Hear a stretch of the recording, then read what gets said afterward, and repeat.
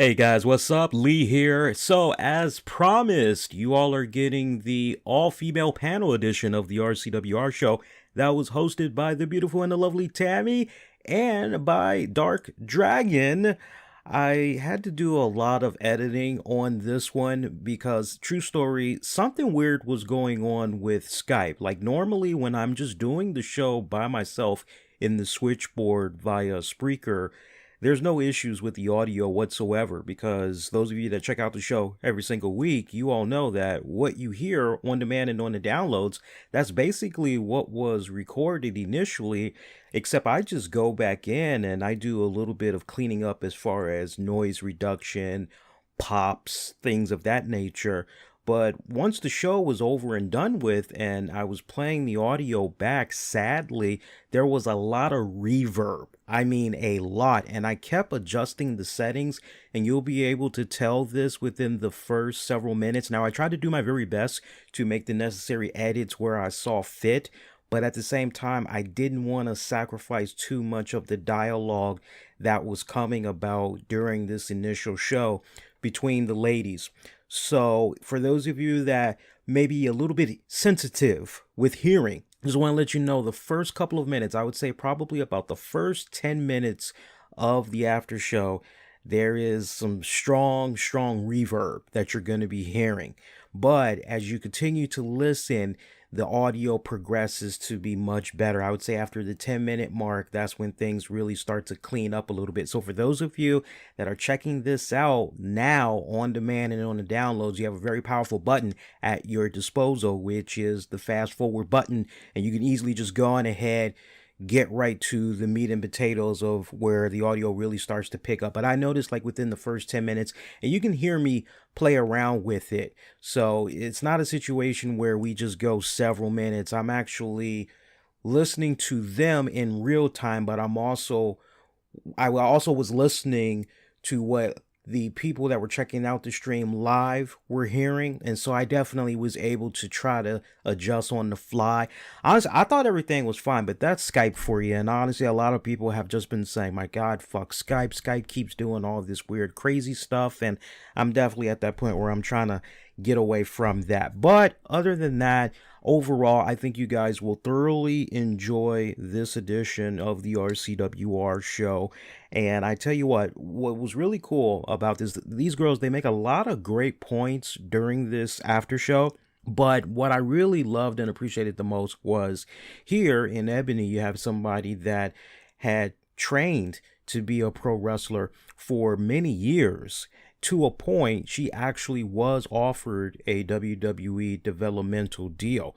This is a woman who, when Tough Enough had first came around multiple times, first 3 times she tried to get involved in the first 3 seasons, and each time they told her, no, first go round I believe it was, no, you're a little bit too muscular, we need you to be a little bit more feminine, like come on back. And then she came on back the second time, and they just basically kind of felt she was a little bit too shy, whatnot. I can't remember what happened the third go round when she had popped up, but eventually they did offer her a developmental deal, and she was supposed to go and train on down in their old developmental territory in OVW. But at that point in time, she just really did not want to commit to relocating her life as she knew it to an entirely new state, and it's understandable, right?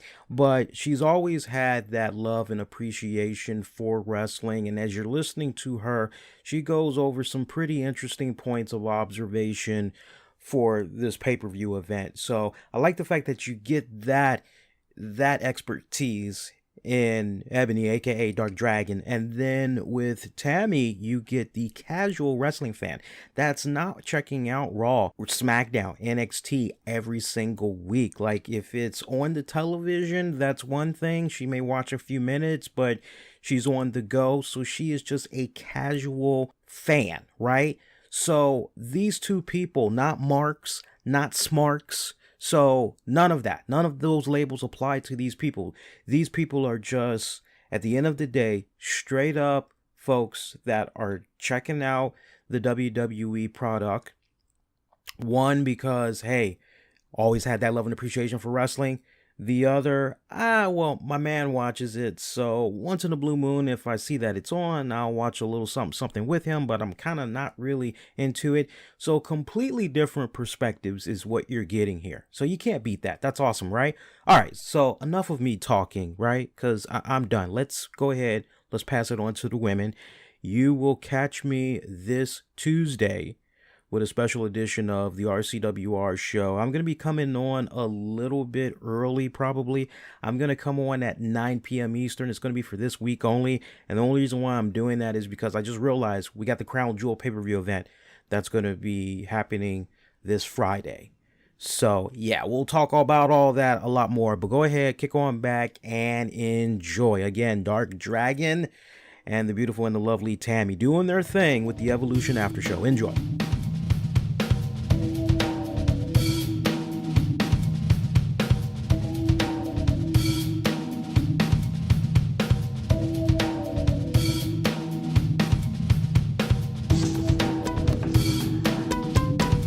Covering the latest in wrestling, entertainment, and beyond since 2011.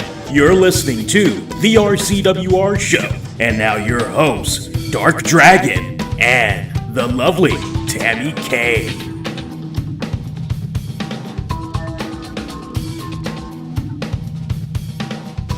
To start off with having prayers for the victims in Pittsburgh for the synagogue shooting. I actually know some people who actually have ties to that, so we definitely want to offer our condolences to the families who lost loved ones and the 11 people that passed away in that horrible event. And without further ado, let me introduce Ebony a little bit more. Ebony is obviously Lee's pretend sister, but also has her own background with the WWE and her own things that she's done. And as far as, you know, what is it, Tough Enough, I think, Ebony? Yeah, Tough Enough in the Diva search. Oh, awesome. Okay, so this is probably a full circle night for you. Yeah, you know, I feel like if I would have stuck with my guns, I would definitely be up there with like the Mickie James and I would have been an old head. Awesome. Okay, well, definitely it was an evolution for sure, and also, you know, just so many mixed emotions, or actually mostly emotions of happiness for, you know, the full circle matches that have come about, and just all the work that's gone into making this Evolution pay-per-view possible. On a side note, looks like Stephanie McMahon is now saying the women's tag titles are coming sooner than expected. Different responses from earlier this year than she said. Looks like not quite yet, but that's absolutely something we've heard loud and clear from our fan base, and which is something we've keen on implementing as soon as we're able to. I made a note of that myself as far as the tag team championships for the women, and we need more staples to stand up to the one staple that we have in the women's division. That, you know, you can't do much with one staple. Okay, so kind of a question of, you know, when that would be happening, whether it would be, you know, Survivor Series, Royal Rumble, WrestleMania, kind of how soon? I don't think they'll give it to us that soon, but it's wonderful to know that they're acknowledging it now and that they're really listening to the fans. I definitely agree with that, for sure. So WWE can only do but so many women's firsts before they had run out of ideas. Meantime, how about focus on quality and story? Yeah, they could focus on story more so than quality. I think we're getting some pretty decent matches out of these ladies. I mean, tonight is a great example. Absolutely agree with that. You know, we're going to go through the matches, but I have some of my own favorites.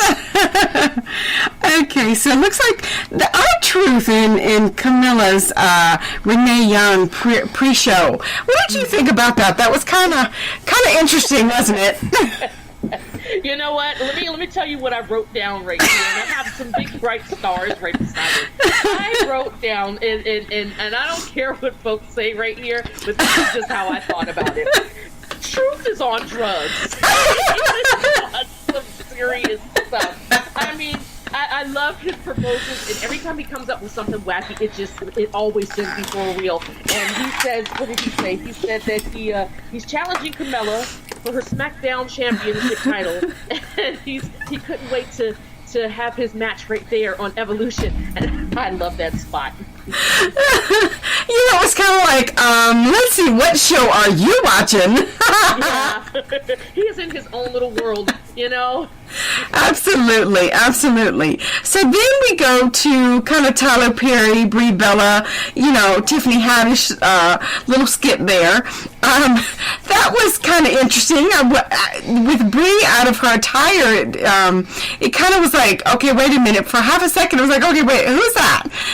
For me, anyway. But it was nice to have a cameo there. And it was kind of interesting to have, Tiffany Haddish kind of like, yeah, okay. I don't know what you smoking, but okay, we'll take it from there. She went totally, okay, so for those folks that knows the term, she just totally went hood rat on her. What did you just say? Hold up, she don't realize I'm about to snatch her. She don't realize this stuff. Yeah, so that was really interesting. You know what I gathered from that particular segment? I did not see Brie there. I saw more of an influence of Nikki in that. So it was definitely back to the twin magic where you kind of really couldn't tell them apart. So like the mannerisms and the way that she spoke was more in the light of Nikki and not so much as Brie and her little happy-go-lucky Brie mode, Daniel Bryan type of life that she has been living, where she was so, I'm so face now, but now she's definitely embodying her heel mode again. So yes, that little run in right there was really, really nice. Absolutely, I agree. So, what did you think of the pre-show panel? I did look at the panel for the changing of the panels. I did take into consideration the different folks that they had up there interviewing, and I did mention to myself that she was up there. There's something about her that seems very I don't want to say dull and soulless and scripted, but I can't follow her very well, because when it's not something that's going to keep my attention and absorb the energies that are displayed around them, I can't really hold on to that information with that particular one. So. Yeah, okay. Unfortunately, I did not 100% absorb that interview, but I did hear it. Right, okay. Well, we watched a little bit of it, and it was pretty decent. There was a lot of bright spots. It was nice to see Eve. Haven't seen her in a good minute. I do have that down here, yes. Play the spot with The Rock's mom. What were your thoughts about that? I would definitely... like to say that it was a breath of fresh air to certainly get her take with so many years of wrestling heritage in that family. I did get that, and I did make a couple notes about that, because I was kind of it made me feel some kind of way, like not in a bad way, but like it's how she said it's about time. This is amazing, and she's like it's wonderful to have been alive to see this, and that she was there to support her nieces and to make sure that every woman has the same opportunities that they are having right now from here and there. And I have to touch on the fact that Nia, she was all about the inspirational messages all night long, and I loved the whole entire spot. I agree. That's pretty much the emotions that I got from her. I guess for me, I was hoping for just a little bit more emotion from The Rock's mom, but if you've been around it for so long, I guess you just kind of, okay, it's about time. Well, I mean, she gave it a sophisticated kind of emotion to it. It wasn't so much of a oh my God, the women are going, they're uprising, and it was really, really sophisticated, and it was really it was so her. Like the best way to say it, it was just so her. It was so fitting. Gotcha. It made sense. You had this older woman who has been through all of this stuff. We're talking about from the Mae Young times to our era in the 90s into this current uprising of women, and she felt as though that this is well overdue, and that she's glad that it's not just the women that are stamping their foot on the ground and that are not just saying, oh, we deserve to be recognized. It's the men that are saying, hey, these ladies are some monsters out here. Y'all better recognize. Absolutely. Absolutely. Actually, let's dig on into this pay-per-view opener. We actually can't forget about Nita Strauss playing yes, Maiden. Actually, I'm glad that you caught the name of the band, because I did not. All I got was Lizzie Hale and Nina Strauss as the vocalist and the lead guitarist. That's all that I got out of that. Yeah, so she actually is the tribute band to Iron Maiden, but it's called Maiden. And then obviously Lizzie, Strauss is what you call it, for Hailstorm, to actually open the pay-per-view. It definitely had a very rich Triple H undertone to it. Yes. I don't know. It fit it, though. It just made it seem like, okay, it was kind of like a battle cry instead of just a like, oh, these are women and we're... It was very Becky Lynch's, if that's the right way to say it. It embodied her, and it kind of sold the fate of the turnout of the match, basically, from the very beginning, just from that little opener right there, because the music basically said, we can do the same things that you guys can do, maybe even a little better. Absolutely. Definitely doing it with power, grit, and confidence. Yes, yes. Okay, so now we can dig into the first match of the night. And that was, of course, Trish and Lita, then Alicia Fox and Mickie James. Featuring Alexa Bliss. Featuring Alexa Bliss, absolutely. I heard rumors that there was a concussion, which that's why there was a switch in team. Okay, great, because I was going to ask that. Have you guys figured out what was the deal with Alexa Bliss and why she got taken off of that card? Because I would have kind of loved to see her in that match. I mean, I guess Alicia was okay too, but I would really like to see Alexa. From what I heard, it's, some of the dirt sheets were speculating that there was a concussion, and that's why they swapped out, Alexa. Obviously, we kind of, as we're going along in the match, and there's some people that either caught it or didn't, but it looks like actually Fox botched with breaking the pinfall at 3, which it was like 2 3/4. Hey, before we jump all the way into the match, did you catch their outfit? I did. I thought they were really, really cute. Alicia Fox, Mickie James, and Alicia Bliss. Alexa Bliss, excuse me, I'm having a moment. Did you catch their outfits and their theme? I did. And actually, when I was looking at it, it definitely gave me a, throwback Wonder Woman kind of vibe to it. I hope not, because that was Mad Hatter, Queen of Hearts, and Alice in Wonderland. Oh, okay. Well, you know what? So, now that you mention Mad it, Hatter, Mickie James was the Queen of Heart, and Alexa Bliss was Alice in Wonderland, and it was very, very cute. Gotcha. I did find the outfits quite adorable. If you want to call, an empowering woman's match adorable, but... Well, it was Halloween, and they dressed up, so that was cute to me. Right. Absolutely. Actually, it was one of my favorite movies, so perfect. Yes.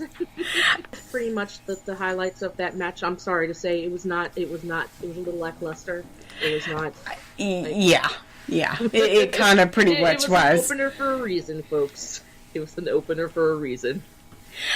Right. You had a couple of really good moves, but other than that, it was pretty lackluster. Yes. It was. I mean, you did get you got more fan insight than anything. So you got your Lita chance when Lita came out. Yes. And then you got just before that Stratus faction, you still got it chance from Trish for Trish. Right. So yeah. Right. That was But it was not. it. Yeah, it was nice to see, for someone who kind of came into the wrestling again, more in like 2011, it was really nice to see, Trish and Lita back at it again. For one night only kind of thing. Right. Let me ask you this about the Lita situation. So we kind of touched on this for that Tuesday DC match, 1000 issue SmackDown. About Lita and her in-ring presence. Did you happen to notice whether or not she seemed as though that she has been knocking off some of that rust, or did it look as though that she still was pretty rusty? To me, she looked like maybe in the very little bit she was knocking off some of the rust, but it seemed a little bit mechanical. To me, just a little bit. Yeah, that's about what I got from our dear Lita. I mean, she if she I guess was practicing more, then I guess that she would do better. But she definitely has took the couch potato approach to it. 20-woman battle royale. Oh. Kind of interesting to note that you had the Raw usual team with Michael Cole and Renee Young, and then obviously Beth Phoenix joined them tonight. But the other thing that was interesting was that the German and the French table, it was all males.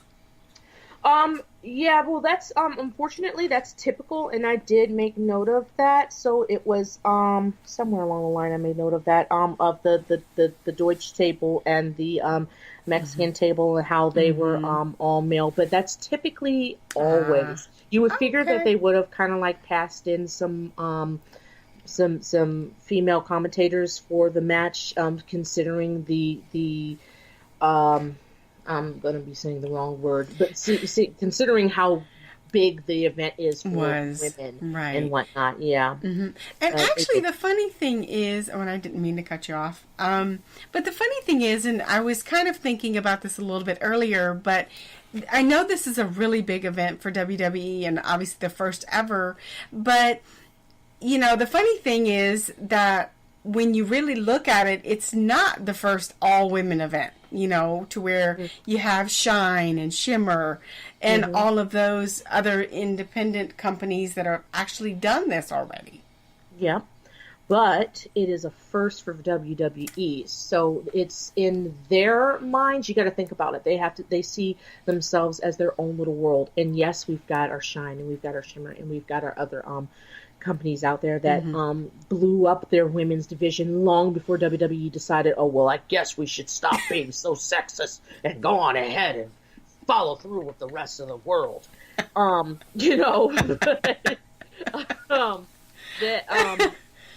They're in their own little bubble, and this is just a first for them. And since now they have opened their eyes to the rest of the universe as far as the wrestling goes, that means that they have opened themselves up to other potential talents that are out there, like how they've been stealing a lot. I don't want to say stealing 100%, but they've been taking a lot of talents from overseas and from other divisions and companies and stuff like that, and incorporating them into their shows. And trying to, make everything not so one-sided anymore. Now, they can only put into the mix, and I kind of made a mention of this, a mental note of this to myself. I'm not sure, and you guys follow it a little bit better than I do. On 205 Live, are there any females? 205 Live, are there any females? I don't think so. Yeah, I don't think so either. So the high flyer routine has been strictly given to the boys. So if we can slide a couple ladies in there, would be really awesome. And if we can start doing some, I mean, we've got these mixed tag matches now, but they're and it's a step in the right direction, but not 100% yet. If we can start making when they say mixed tag matches, let them be literal mixed tag matches. Whoever the hell's in the ring is going to get them hands. You know what I'm saying? Right. Exactly. Instead of, well, we'll put this person with this person because it's a... Yeah, exactly. Yeah, we're going to tag in the lady now. Yeah, no. Exactly. You know, the ladies have definitely proven that they don't need to be handled with kid gloves. Yes, they have. Yes, they have. We'll see that later on. Exactly. All right. So first up with that 20-woman Battle Royal match, you had Naomi come out first, Michelle McCool, Sonya Deville, Aurora Blaze, Alundra Blaze, Camilla, Zelina Vega, Kelly, Tamina, Amber Moon, Mandy Rose, Lana. No. You had Lana come in at number 10. You had Maria come in at 11. Then you had Mandy Rose come in at 12. Okay. Then Molly Holly at 13. Okay. Dana Brooks at 14. Right. Nia Jax at 15. Ivory at 16. Asuka at 17. Tori Wilson at 18. And you had the Iconics at 19 and 20. Right. Then to finish that off. Correct. Exactly. I always find it funny with the elimination matches where you have just some of them who just kind of scoot off to the side and then just kind of hang there for about 5 minutes. Forget about them. Yep, totally had that happen tonight because I totally forgot about that person. Totally forgot about that person. Didn't even see it happen. You know, and usually I'm usually the one who points that out to Lee, but tonight it was like, yeah. I didn't see that coming at all. Nope. Good thing nothing came of it. Good thing. Exactly. So the first to go were the Iconics. You had your old school in there, and your old school took out the Iconics. So there was there. Actually, I typed it in as too many ladies to see who took them out, and then I realized, oh wait a minute, it's old school versus new school, and old school took out the Iconics. Neat. Okay, and secondly, Molly Holly got taken out by Absolution. Kelly got taken out by Absolution. It looks like Tori Wilson got taken out by Mandy. Sonya Deville got taken out by Mandy Rose. And then Aurora Blaze. Alundra Blaze. Now by Nia Jax. And then I'm going to let you take the next half. So what I've noticed about a lot of this match, a lot of the ladies' matches, there was a lot of emphasis on ass. I noticed that myself. There was a lot of butt cheeks flying in and out of these daggone pants in this show. So Maria, she took the cake for me. Like literally, she might as well have come out there in a thong, because when she was on that daggone ring apron, and she was getting jacked up by Nia to get ready to get tossed on her little feet, all you saw was her little bun cheeks. So true. I was actually thinking the same thing. Yeah, there was a lot of buns there.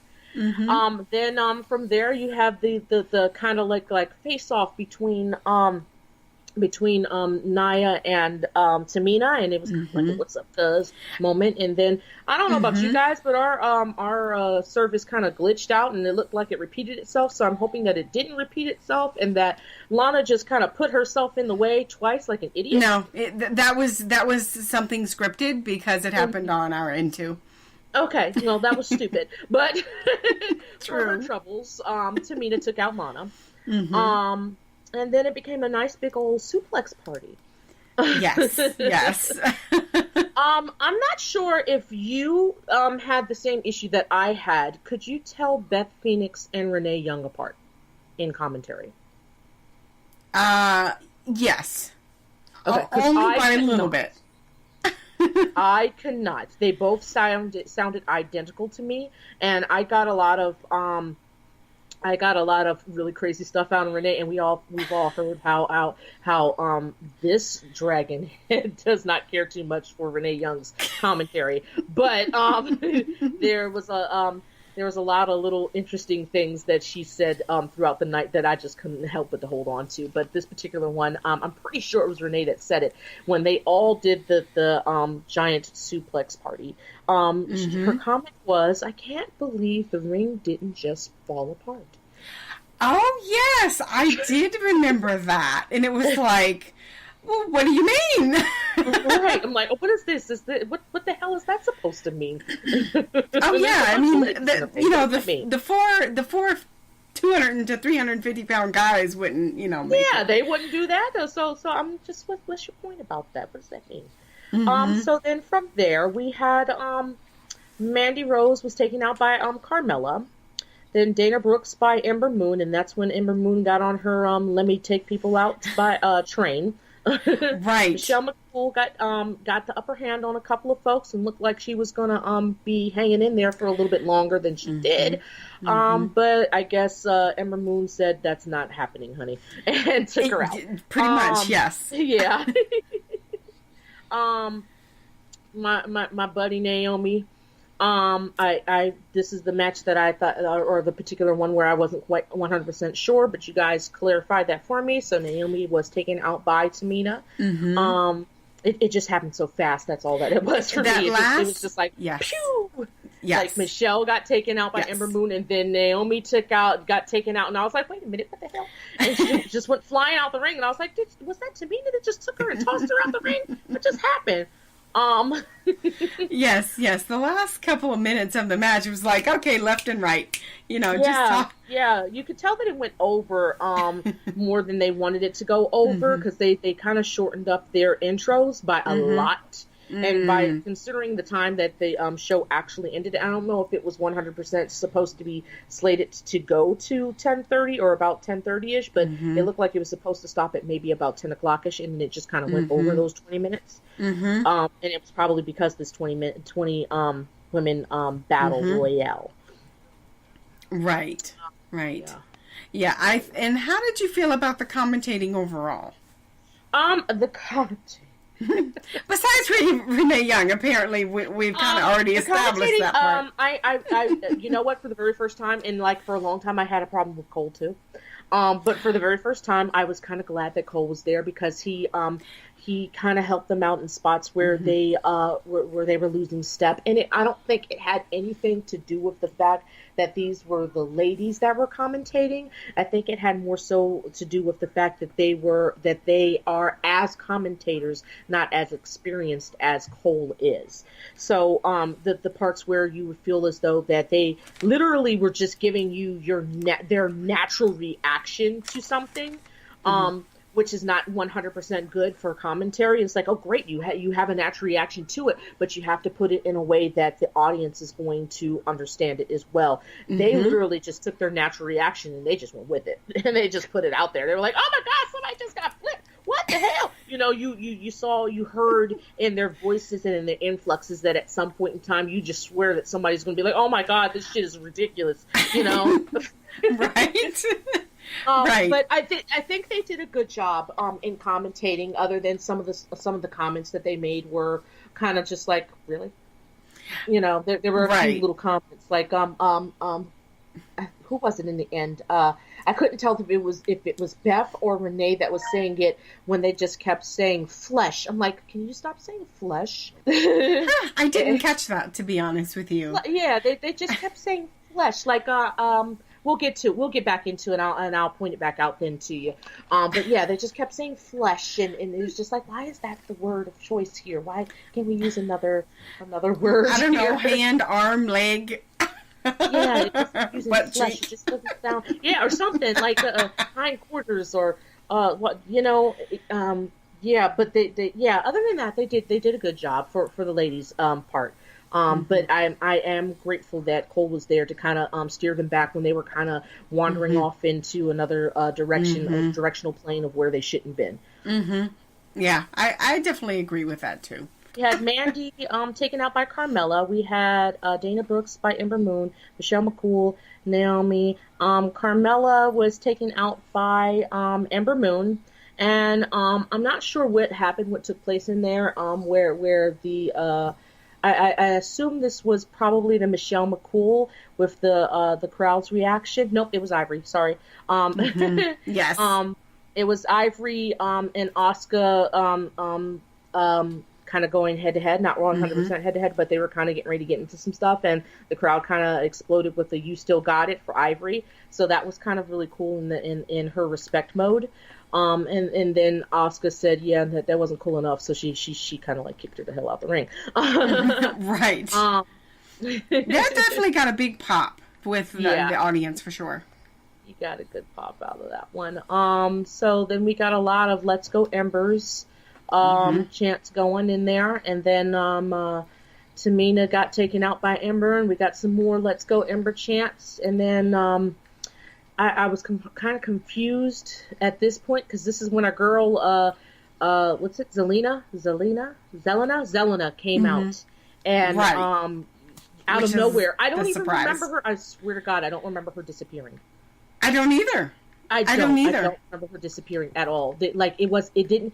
See, like, this is something like the difference. Now we go back to the commentary on this particular one. This is the difference between the fellas who are more experienced than the ladies at the moment. And this is sheerly experience. This has nothing to do with the ladies versus the guys.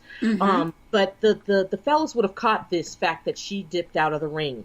And that she didn't go over the ropes, and she just kind of was hanging by the thread somewhere. And then they would have mentioned, oh, where'd she go? But the ladies didn't catch that, because that's them being a little green as far as commentary goes. But the fellas would have caught that. Okay. Do you think that it was more of the surprise factor of why they didn't mention it? I don't know. I don't think so, because we've had battle royals in the past. And ladies and guys alike. And you've had the same commentators on these particular matches, and you've had like surprises where, like, let's say Kofi Kingston just kind of slides gingerly outside of the ring and nobody notices him, or X-Pac hides in the corner underneath the ropes, like he never went over the top of the ropes, and he hides in the corner underneath the ropes for a while, or Rey Mysterio's just kind of hanging out in the corner, or these things are mentioned in commentary where you would have never stopped and looked at it, because you're just watching the match as a whole. You're not thinking about this one individual that slipped away, which is exactly what happened with her. So it made it a great wow factor in the end. But the fact that it wasn't caught by commentary just kind of plays on a fact on how green the ladies were when it came to commentary. Nothing about the fact that they were lady commentators. It's just how they were inexperienced. That's about it from that. Because I bet you if you threw two Ricky dudes out there on the side of Cole, it would have been the same damn mistake. I promise you that. Yeah, I can attest to that. Okay. So then we had Ember Moon was finally taken out by Nia Jax, and I had to say, good job, Nia. Go get your belt back. I totally agree. It was so nice to see, her win that, and have her, see the expressions on her face, and just, say, hey, I just went out and did the damn thing. Yeah. And it wasn't like a super reaction, and I loved her commentary in her backstage interview, and I think that was with Charlie earlier that night, how she had said Charlie had asked her a question about how she felt about who it is that she would have to face and whatnot, and she basically said, oh, it doesn't matter to me, who I face or who wins or whatever, but both of them better enjoy their time, because I'm coming for one of y'all. Whoever has the belt, I don't care. Right. So which Nia do you think we'll get, though? The PSA Nia, the Monster Nia? What did we get tonight? I don't know. She was pretty tame, believe it or not. and she's been pretty tame throughout the show. So, I'm not sure. She definitely had a cool confidence about her. It was like, so this is like probably a different Nia altogether. Yeah, kind of like the many shades of Nia. Yeah, this is probably a different Nia altogether. She definitely had a cool collectiveness about her. Like she had her head about her. She wasn't basically getting outraged or over reacting to things that were said or done and whatnot. And she didn't have a positive or negative reactive feeling one way or another to her winning that match. She just basically was like, next, who's on the list? I'll take them out too. So she wasn't like a 100% aggressive, I'm coming for whoever's got the belts. She just kind of was like, it is what it is. If you got it and you're in my way, when I come to get it, you're going to get it. Right. Yeah, that's pretty much the vibe I got as well. But the next match is the Mae Young Classic final. So between Tori Storm and yes. Pronounce it for me, Ebony. Shirai. Yes, perfect. Okay. I was thinking to myself while I was watching this, I'm going, don't forget it. And of course I forgot, right? Why? So, yeah, that was actually a decent match. That I found very, very somewhat technical, but also it was nice to really see, some takeaways that, other wrestlers can take away from the guys and execute them just as well. This is where my question came in for the 205 Live particular thing, because of the way these ladies were carrying themselves and how I think they deserve to have their place in the high flyer division and such like those little guys do. I mean, not saying that they're little ladies or whatever, but they move in a way that they would definitely give those boys a run for their money. Yes, makes them very sleek. Yeah. And so I got from the peanut gallery over here that what is her name? Her name is Toni Storm. Was because I don't follow 205, not 205. I didn't follow the Mae Young Classics, and so Toni Storm is like this is her second go round with the Mae Young Classics. Okay. Am I wrong on this one? That I'm not really sure, but I know she definitely has been signed to WWE UK division. So as far as the name sounds very familiar to me. It does to me as well, and I didn't think when they said the Mae Young Classics, I was like, well, isn't this chick in NXT? Why are we talking about her? Well, that's a very good observation for sure. She seemed very polished, very something that would definitely be on NXT right now. Oh, well, I feel like I enjoy watching her.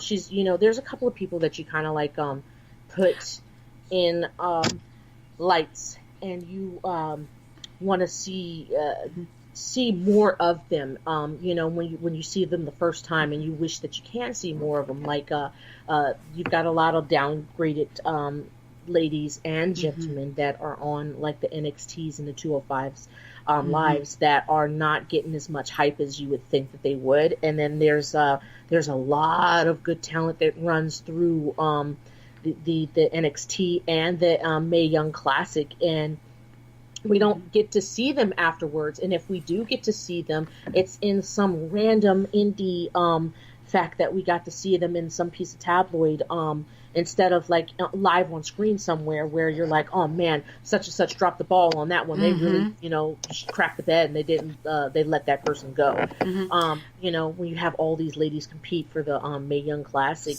it's basically the same vibe goes through, is that you see so many good pieces of talent that go through there. So you've got Toni Storm right now, and you got OI, and you're like, okay, They're both really good, even though one's more gimmicky than the other. Right. They're both really good wrestlers, but you're like, gee, who can win? Originally, when you first look at it, you go, oh yeah, Tony's got this in the bag. But then you start watching how OI is wrestling, and you're like, oh, I don't know now. Right, and that's kind of the way I felt too. Just a quick side note, because it looks like Toni Storm has actually been in Progressive Wrestling from 2015 to 2018, and then in that time frame, she was also in World Wonder Ring Stardom from 2016 to 2018. Oh, okay. So that possibly is where you heard the name. Oh, okay, because I could have sworn that I heard that in commentary that this was their second go around in the Mae Young Classic, and I want to say that it was probably in the setup for this match. Oh, okay. Then that's kudos to her. Kind of, when if that was the case, then she's kind of been around the block, so to speak. And that's good because she's I may be getting my ladies crossed here, but I believe they said that she's accomplished a lot in her very short life in wrestling. Yes, that part I did hear. Wrestling career. That part I did hear. Yeah. And she actually, so now that we've talked a lot about her, she actually won the match. And this was done to help NXT UK brand awareness. For more brand awareness for them. Right, and that's what and that's what I was saying too. As I was watching the match, I was wondering. I was like, okay, so now that you've got Toni Storm has won this, does that mean that we get to see more of her in the Raw and SmackDown roster, or do they put her onto the NXT roster, or do we get to see her on Raw and SmackDown and they put OI in the NXT roster? Those are both very good points. I would assume that they probably will bring them both up in through NXT because that seems to be, most of their wrestlers and talents launching pads. Yeah. I do agree with that. I mean, overall though, this was a really good match.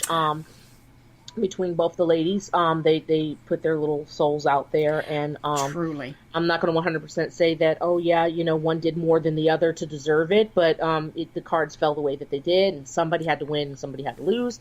But yeah, I think this little Toni Storm, she's a little Spitfire, but I'm seeing there's a lot more of these little Spitfire ladies that are coming out of Mae Young in NXT, and they're little forces to be reckoned with. But she seems like she's got good strong roots that can get her really get the crowd really behind her.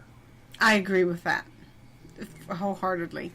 Okay, and then we go on to the next match, which was the Riott Squad versus Bayley, Natty, and Sasha. Yeah. They had a little Halloween theme too going, those Riott Squad girls. They did. Did you catch that theme? Not as much. I know there's flicks. Oh, okay. Well, then I can see Liv that. Morgan as Pennywise. You had Ruby Riott as Jigsaw, and you had Sarah Logan as Leatherface. Oh, that would explain the costumes for everybody. Yeah, so those are the only two costume-related matches that we had. Was the Riott Squad ladies? They had their costumes on, and then you had Team Bliss that had their little costumes on. Got you. So for me, this match was pretty interesting. It had a lot of different elements to it. It definitely was very story driven and really telling between both sides. I think I didn't really get 100% into this match. Like, I watched the whole thing, but I didn't really get into the match, like engrossed into it until like the end of the match, because it was pretty fast paced, but it moved. Like you said, it definitely had some history behind it. So you can definitely feel the emotions and stuff between this little fake stable and their stable that they were trying to to get across about the, I guess, whatever little conflict they've been building up over time. Yeah, I think so. So breaking news, the Boston Red Sox actually just won the World Series, so congratulations. Boston Red Sox won the World Series. Woohoo! Woohoo! And so you sound now, so enthusiastic about that. I know. Like deer. All right, they won. Woo! There you go. Oh, there we go. We got a little bit of great enthusiasm from Ebony. I'm not really a big baseball fan, but to those who are, man, if you are a Boston fan, congrats. Yes, congratulations to the Boston Red Sox. Okay. All right, so back to wrestling.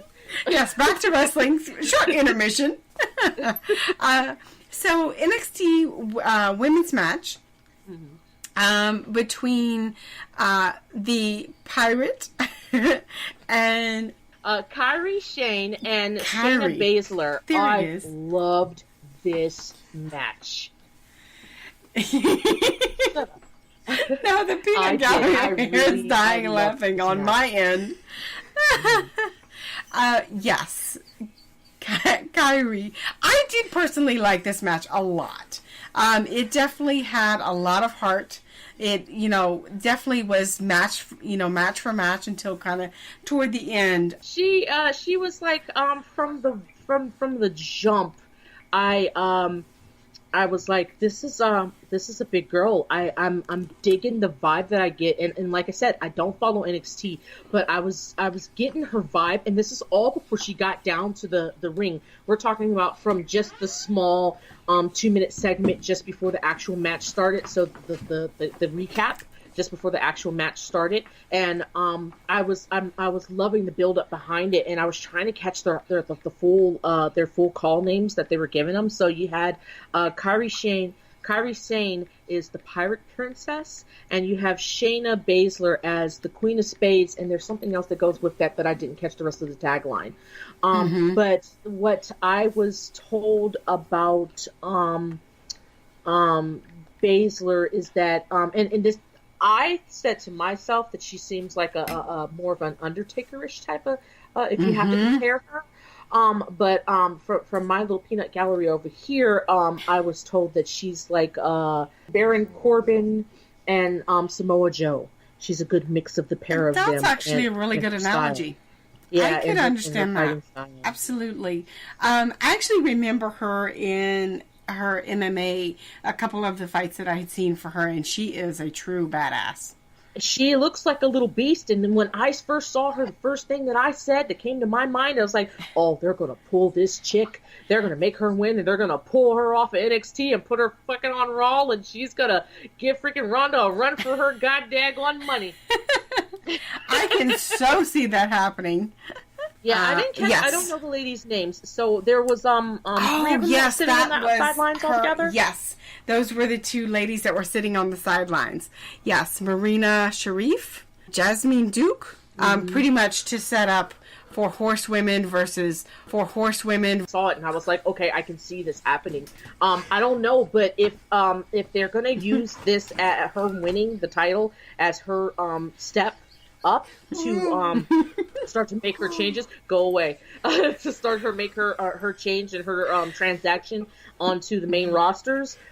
This is probably the time to do it. I really feel as though that this is something that can happen in the real immediate to near future. Absolutely. Like within the next couple of months, definitely before like WrestleMania type stuff. I agree with that. That's pretty quick if you think about it. But I can see it coming because I have a sneaking suspicion that Ronda will hold on to her belt for at least until then, or at least until the next major pay-per-view, to allow for this to build up into something, and it'll be one phenomenal match when it comes down to it. But I totally agree. And I can see that too. Because actually the funny thing is when I first saw them at the beginning of the pay-per-view, I thought, oh, well, these are just some nice, women that have come to see the pay-per-view. And so, but it turns out that was somewhat the case, but really not. But I think that's a great, segue and set up into a great storyline. I'm loving what's going to happen with that. I can't wait. Absolutely, absolutely. So next match is the Charlotte Flair versus Becky Lynch. Oh, man, that was some match. It was full of stuff. I sat here and almost wrote it down line for line for what move for this match, because it was just full of so many good things that were happening. Those ladies let each other freaking have it. If you can't tell me at the end that daggone Becky Lynch did not get all her frustration out on freaking Charlotte, and likewise with Charlotte onto Becky, I'm telling you that there was no reason for them to fucking fight. I agree. If they didn't get everything that they needed to get out on that match, that's said, yes. There's never going to be never going to do it. Yes, they're never going to be able to do it. What do you think? Match of the year? It was definitely the best match of the night. The year's not up yet, so I can't 100% say that. So far though, it was, as far as the ladies go, for their matches, if we want to segregate them out of the line, for them, this was their match of the year, if you want to go it that way. But for the overall company matches, I mean, so far the ladies have had some really phenomenal freaking matches in pay-per-views that they've been in, headlining, or just had a match in, period. They've made some really good freaking daggone had some really good matches going on in these shows, and they have probably taken away a good, I want to say, maybe 63 to maybe 78, 79% of the worthwhile looking matches. Yeah. Do you really think that it should have? Absolutely. Do you really think that probably should have closed the show? No, I don't, because then I would have been like, well, what the hell happened to the other match? Should the Nikki Bella versus Ronda Rousey been before that? No, I think it gave you a moment. It's one of those matches that when you see it, right, and you're watching it and you say to yourself, oh man, I hope the next match is just as good, or otherwise I'm going to be pissed. So I can't 100% say that the Nikki match was one of those matches to follow this particular match, but it didn't hurt the situation. It didn't make it seem like, oh my god, I just saw the best daggone match ever, and then it's followed up by this piece of crap. Right. Totally agree with that. Now, for me, I actually didn't expect it to be a TLC match between Charlotte and Becky. I really didn't. But when they pulled out everything that they pulled out, it was like, oh my goodness. And then that's the other funny thing of the night, to where you could actually see the ref ask Becky if she was okay. Yes, and oh my god. So, it was so obvious. Okay. So what Tammy's referring to is when, after the ladies had decided that they were going to literally strip the underside of the ring of its chairs into the ring, it was like Becky threw one chair in, and Charlotte says, well, shit, I'm going to throw a chair in. And then Becky threw another chair in, and Charlotte threw another chair in. And then they were throwing chairs back and forth until there was like at least 20 chairs in the ring. The pair of them get into the ring, and they square off, and then it was literally in a blink of an eye. I don't know, out of nowhere, freaking daggone, Becky got suplexed onto the back of onto the chairs, into the back of her neck, and it just looked like it hurt so bad.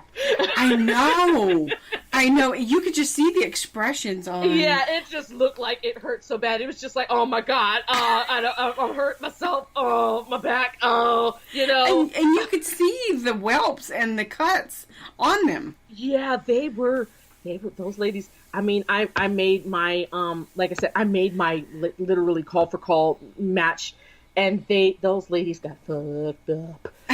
Yes, they did. And the funny thing is, I really enjoyed Charlotte basically going, okay, is that all you got? Yeah. And it was like, okay, well, come on, I got something for you. And that was cool. That was cool. It's like, okay, you know, I'm not dead yet, you know, so come on. But the funny thing is, we had kind of heard in something, you know, maybe it was a hype or a spoiler alert, but with Ric Flair calling on the Ride Along show that they had done, he called and stated that he had some big news, and she's like, I don't understand why my dad's calling me, and she's like, well, it must be something big. So I fully expected to at least see him pop up. Yeah, you know, no.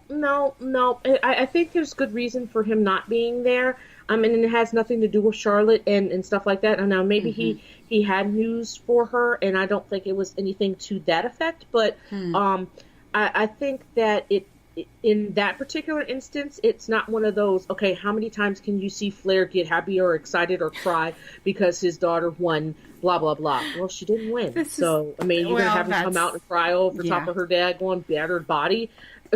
That's very true. That's very true. Before, you know, that whole part of it gets monotonous. Okay, I have a question for you. Uh-huh. How did you feel about the crowd's love for Becky over top? I was very surprised. Because the crowd very much popped for Becky and not at all for Charlotte. Not at all. There are so many instances right here. I mean, I've got them down here. Let's see, what do I got here? I got 1, 2, 3, 4. 4 before I started ignoring the crowd. The crowd I've got one here that says crowd gave Charlotte no love. Yes. No love for Charlotte. Yeah, it was just like she wasn't even there. So I'm actually reading really quickly that Rhea Ripley defending NXT women's title match was canceled. Opponent was unknown, and it was actually supposed to happen on tonight's pay-per-view, but didn't. Oh, you know what? Yeah, we did. Where did I hear that at? We heard that somewhere before everything got started. I think it was in the pre-show they talked about it. There's no speculation as to why. Oh, okay. Sorry, the NXT UK women's title was canceled. Yeah, I never did hear why.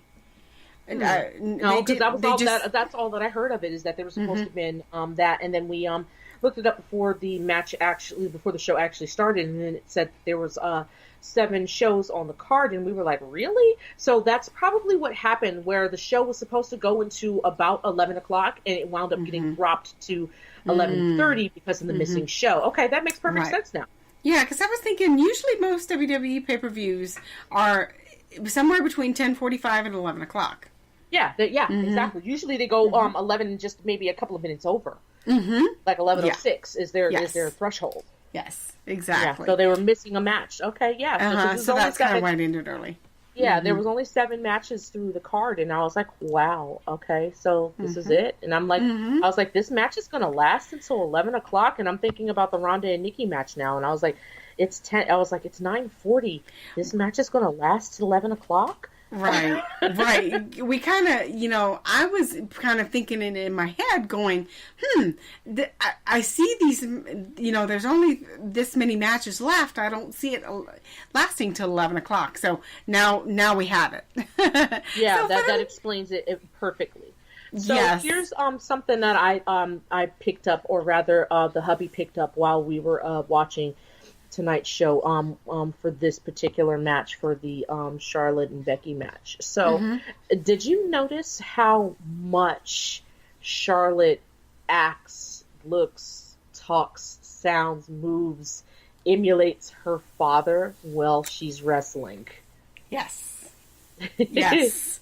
I have a side note here that basically says, so if Charlotte never knew her father and made it to the WWE anyways, one would have to ask themselves this question: she's got to be Flair's child. Oh, yes. Before I even knew, this is way back when she just was on NXT, and it was, I was watching it with Lee, and it was like, and I didn't even really hear who it was because I had come in on the middle of the match. And I looked at her and I went, so that's Ric Flair's child. He's like, uh-huh. Yeah, I mean, her sell points are just amazing when it comes to it. I mean, she has him pegged. Absolutely. I mean, it was kind of like Ric Flair pretty much spit her out himself, if he could have. Yeah, he just in female form. That's it. Exactly. I mean, this match was like amazing. So like a lot of top rope action, corner action, high flying action. The fly off of the ladder onto the German announce table with Becky Lynch, trying to hit. Although commentary will tell you that she hit, trying to land onto Charlotte, and she just kind of like butt bombed her. I mean, it looked like it hurt. It looked like it hurt. That butt went straight to that ground, and it looked like it went and put all that impact straight through her spine up into her head. It just looked like it hurt. But she got up like a trucker. She kept it moving. She did, and actually there was a few other times that she got up just like a trucker, and then pretty much it just kept it moving. Like there's a lot of moonsaults, a lot of beating the crap out of each other with that damn kendo stick. Yeah, very physical match. Do you think that feud's over? No, but can they move on from it? Yes. Yeah, I agree. I think that they will try to get maybe one or two more segments out of it, and then realize that the crowd is over it.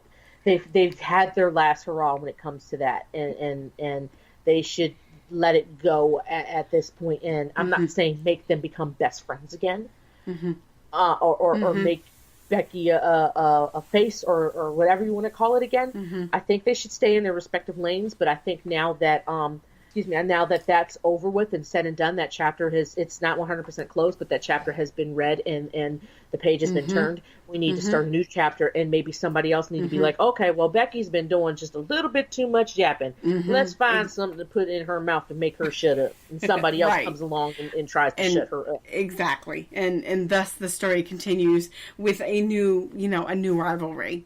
Right, and then there'll probably be a lot more like tag divisions, which will probably segue into this tag thing that's getting ready to pop off sometime, hopefully sooner than later. Oh, awesome. Yeah, see, that's a way to think about it, right? Absolutely. So next, or last but not least, our even just as physical match between Ronda Rousey and Nikki Bella. That was a very interesting match. Rousey came out very strong. And the funny thing is just that first image of Nikki basically being tossed around like a rag doll. And it was kind of like looking at, Rousey like, you bitch. How dare you flip me like that?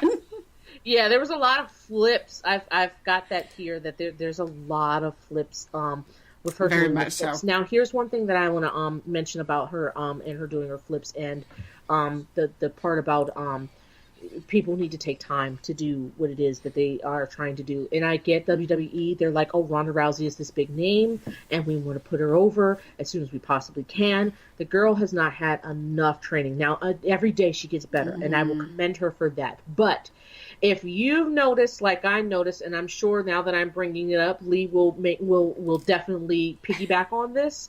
Ronda Rousey stood a chance tonight twice of tearing her quad.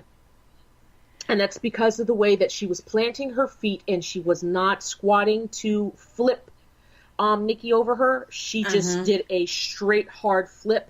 And what that does is when you put enough pressure like that, you're stretching and straining that muscle, not from the thigh or anything like that. You're straining it from the knee, and it's just pulling because you're standing stiff and you're stretching back and just dropping. So she could have stand to pull that quad twice, and that's not a fun injury. And then she'd have been Triple H in herself, and then the Triple H would have been mad at that because he put so much time, energy, and money into getting this girl on top like this, trying to get her over. Yeah, that's definitely a great observation. I mean, okay, so you touched on it earlier just a bit. So I come from what I call Mickey Mouse Club. I'm not going to mention these guys' names because I don't feel as though that they deserve the credit because they did more damage than they did good, actually. But I did. I trained with some guys in the indie league, and They taught me some rules and regulations and some do's and don'ts and things like that. And I did learn a lot from them. And what I did learn the most, in combination with the stuff that I knew beforehand with my personal trainer goals in life at one point in time, is that there's certain things that you do and certain ways that you do it so that you don't hurt yourself. And and when it comes to deadlifting things, which is what she was doing, she was deadlifting. If you deadlift them and then turn around and flip them like that, you're putting so much more exertion on your joints, on your ligaments, on the muscles, to the point where they're going to strain and overexert themselves and pop, and we don't want to do that. Yeah. She's still too young in her career for WWE. I mean, she might be old in the MMA, but she's too young in her WWE career, and it's real easy for these people to get excited. And Ronda, I have noticed that she gets really excited about some of the things that she does. You know what? That reminds me. So we failed to mention how, I believe that was in the let me go back up to my notes. In the Kairi and Shayna match, how Shayna just kind of dangled freaking daggone Kairi from the freaking top rope by her arms. Yes, I was like, my jaw actually dropped. Yeah, she was just dangling her like, and then just like a sack of potatoes. Just like, that's not her arm at all. She's just here. Right, and then you have basically later on, a couple matches later, you've got Nikki doing basically Ronda doing the same thing to Nikki at the in her finisher, when she kind of, I don't even know what the hell that wound up being, but it looked like it could have went so bad, so wrong, so bad, so fast. When she kind of took her off the top rope, took Nikki off the top rope like that and flipped her over top of her rolled that arm with it. She looked like she could have taken that thing right out the socket. Yes, that's so true. You know, and I was really quite in awe of her actually having basically Bella Nation on her back and flipping the both of them. Yeah, that was cool too. It just, that was like more of a strength motif right there, and that was cool. I got that. But yeah, some of the holds and stuff of the way that daggone Ronda is working her matches. And so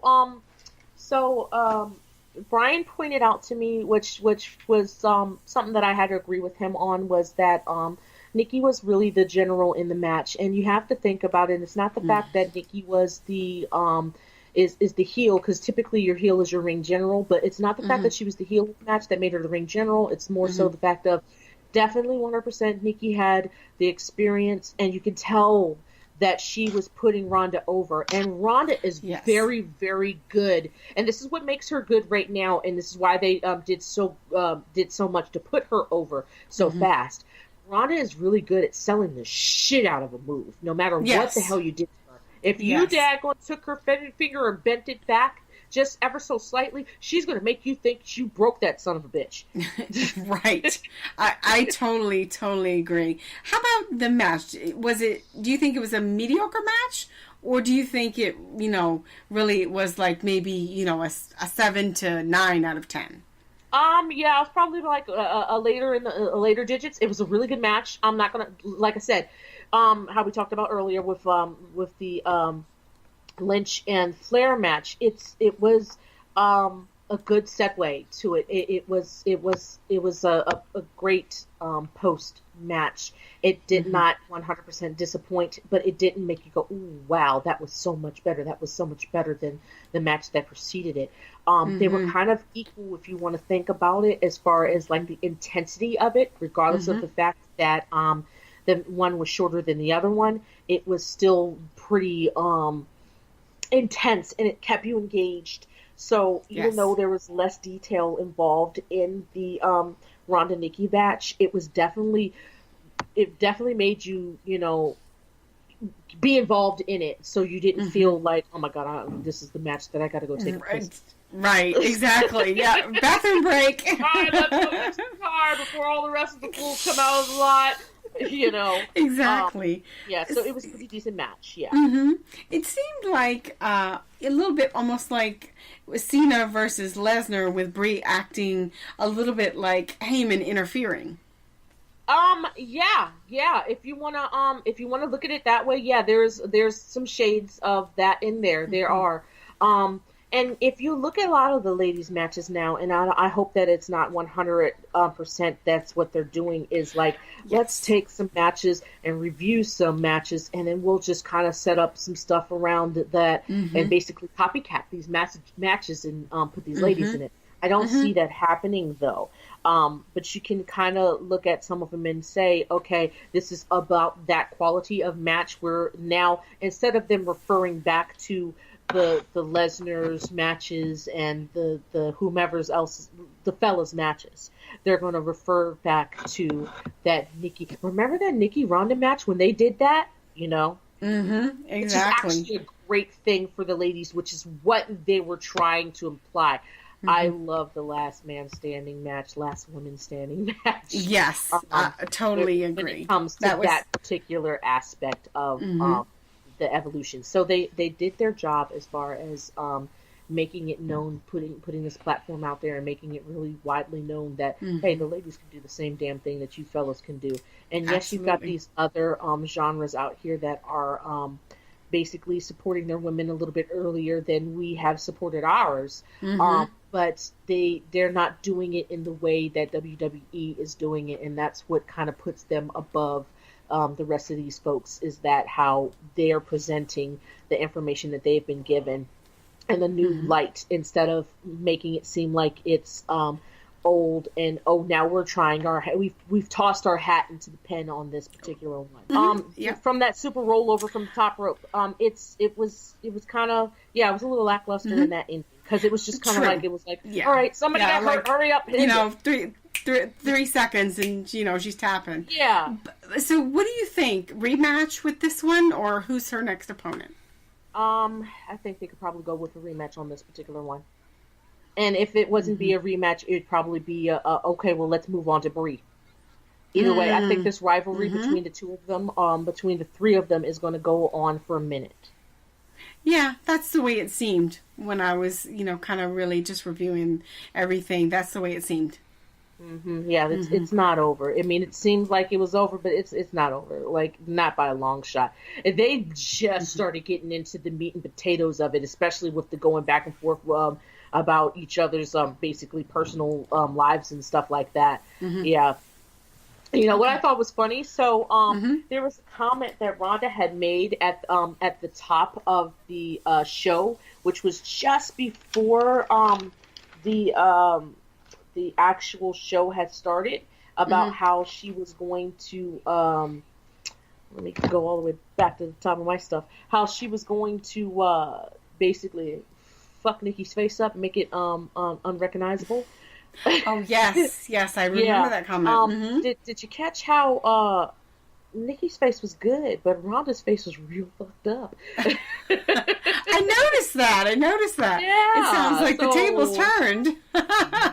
Yeah, them tables got turned real quick. I know, there was right? a nice little scar on Ronda's face. On a lot of whip marks across her forehead. Yeah, couple spots. So and they both, you know what? And these ladies, they took beatings this daggone tonight. They really did. They had bruises and whip marks and cuts and a lot of bruises. Yep. They definitely. There are going to be some sore mamas in the morning. Absolutely. So overall, what did you think about the pay-per-view? What would you rate it? Awesome.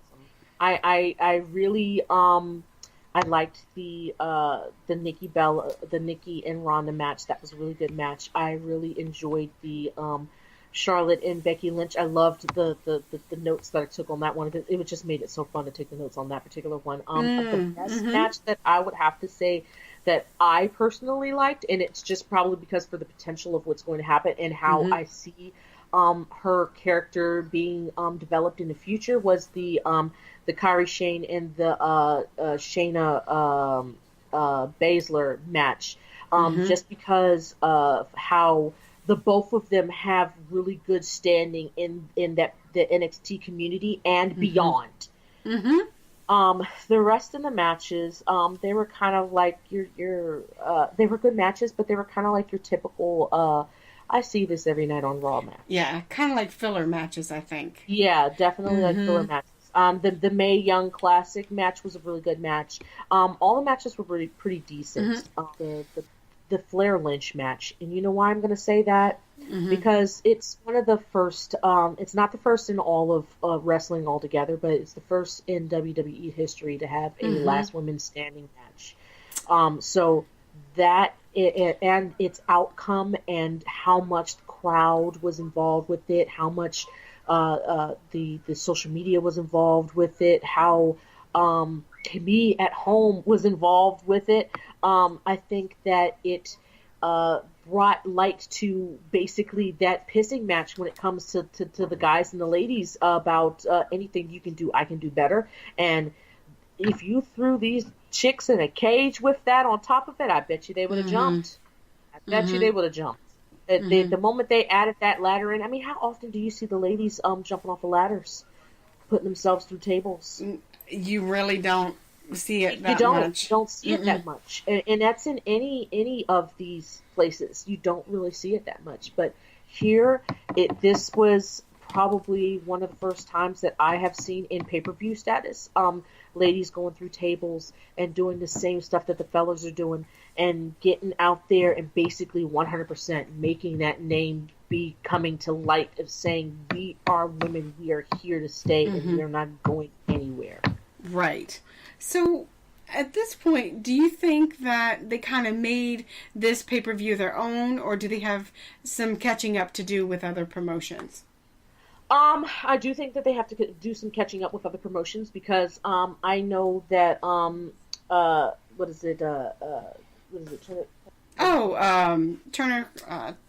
The Ted Turner Network? TNA, TNA. TNA, yeah, yes. I know that they were putting their ladies out there long before we decided to even say, hey, we should change it from the Divas division to the Women's Championship division. And at one point in time, I started watching those ladies before I started watching our ladies on WWE because it was like, it was more compelling.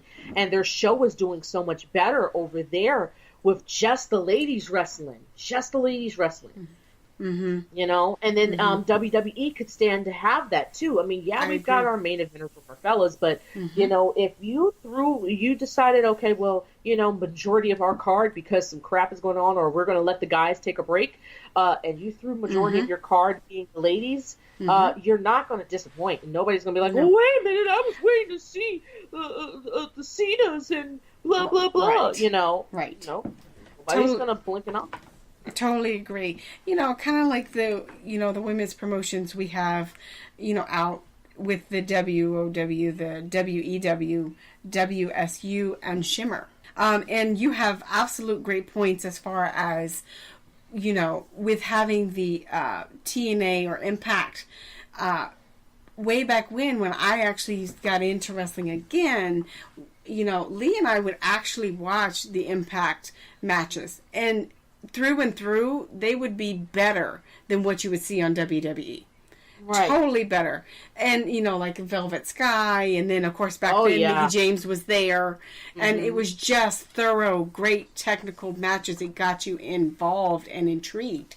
Yeah, and then you got to think about it. Think about these other divisions when it comes to their ladies and our WWE ladies. Okay, so the WWE ladies, yes, there's money involved, and yes, maybe Vince wants his ladies looking like a certain kind of way, but that's where that diva mindset comes into play. They're trying to make it seem like our ladies nowadays are trying to make it seem like we don't have to look like baby dolls in order to have these wonderful matches. Whereas the other promotions have already said that. Yes. They don't even glam up like the WWE ladies do. They just go for it. They look like I just rolled out the bed, I threw soap and water under my arms and washed my coot, and I run out the door. Come on, let's wrestle. You know. Right. Exactly. So now we're actually going to go in real quick to that poll on Twitter. So basically it's, you know, how would you rate this pay-per-view? So it looks like right now, you know, in the lead is everybody's giving it, quite a few people are giving it a thumbs up at 77%. 4% are giving it a thumbs down. 13% are basically saying it was a mediocre pay-per-view, and 6% said they didn't even watch. So, yeah, so that's interesting. So definitely, we would love to hear what the audience thinks and vote. So actually, Ebony, I'm going to give you a little bit of the floor because I know you've got some new things that you're, pulling out and doing on your own. So give the listeners some of what you're doing now and plugs where they can check you out. And yeah, it's all funny every time I have to do this. So I'm currently trying to start a new chapter in my life after being sidelined by Wonderful Toys R Us, and I'm sure you guys heard of that and heard my name before that. So I've started exploring the wonderful world of gaming, and so I've got a couple of platforms out there. I'm on Mixer, I'm on YouTube, and I am on Twitch, and they're all under Dark Dragunn, Gunn. And I usually have my show set up for Wednesday, Thursday, Friday from 4 to 6 on Wednesday, Thursday, Friday from 4 to whatever, and Saturday from 6 to whenever, because, every once in a while I got to hang out and do something with my little people, because, otherwise what's the point? Right. I'm trying to figure out how to do my Discord. I've got some Twitter, and I've got some Instagram. All of it's under Dragon. Make it real easy for you folks. Excuse me, to follow and to check me out when you want to get your little gaming fix on or whatever. And I'm not just on games. I'm on to art. I'm on to doing crafts. I'm on to talking about wrestling. And lots of different things. So as soon as I can figure out the Discord thing, I'll pop that in there and let you guys, and you definitely be able to find it more so on Mixer and Twitch than anything to get into that Discord chat where you can talk about, where we all can talk about the wrestlings and all kinds of other wonderful things. And gaming and non-gaming related, I'm here. That's what I'm here for. I like talking. I like listening, and I like doing it with you. So... Awesome. Well, we so appreciate you being on tonight, and we definitely love doing this kind of thing with you too. And please, folks, check her out.